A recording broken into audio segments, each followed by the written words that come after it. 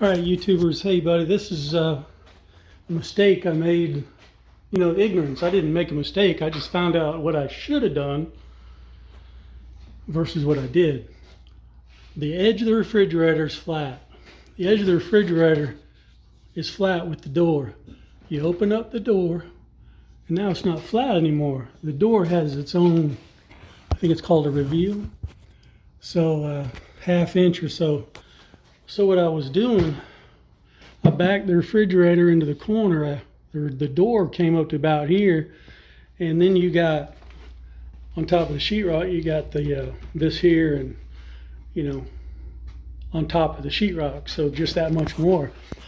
So the door was hitting, let's say somewhere in here, and it would only open.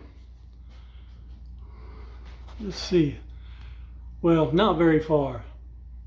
I mean, it needs to open full swing. That's how a refrigerator door should open. So that was my problem. To fix the problem, I need to redo my header on the load-bearing wall.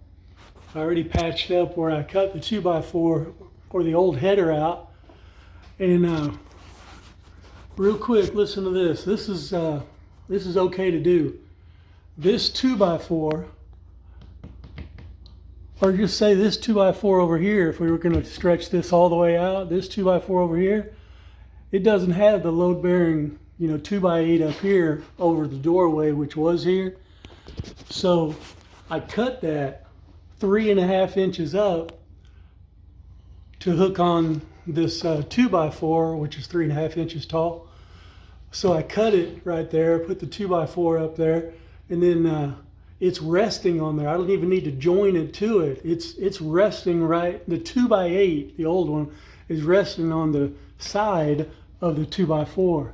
Well, now I need to bring the jack stud and king stud. I need to bring it on into here. I'll put the jack stud flush with this and the king stud up in there. I got plenty of room. And above that, I'll put this phone cable. I'll just push the phone cable up out of the header, because these might go somewhere. So I rehooked them so I didn't break any feet anywhere. So they're important. I wish I would have put a receptacle out here, because there's no receptacle from the door over to here. So anyway, big picture is. Yeah, I got to stretch that opening just a little bit more so that the refrigerator door will have full swing, which is mandatory. I don't like doing it, but I'm just walking through this. So I'm gonna put it on time lapse right now, and maybe we get it done tonight. Now remember what I said, the 2x4s that are beside the header, just cut the 2x4 and let the 2x4 rest on the new header, the little 2x4 header that joins on. So this king stud, I almost need to cut the sheetrock up here 1.5 inches up, cut it right there, cut the king stud, let the king stud rest on the side of the 2x4 that's going through to get to the jack stud. But lucky for Milwaukee, their multi-tool will fit up inside the cavity, and I'm going to be able to go up 1.5 inches and just cut it right above that 2x4. So then I can move both of these without worrying about the screws in the sheetrock that might mess up the wallpaper or might need some more sheetrock work.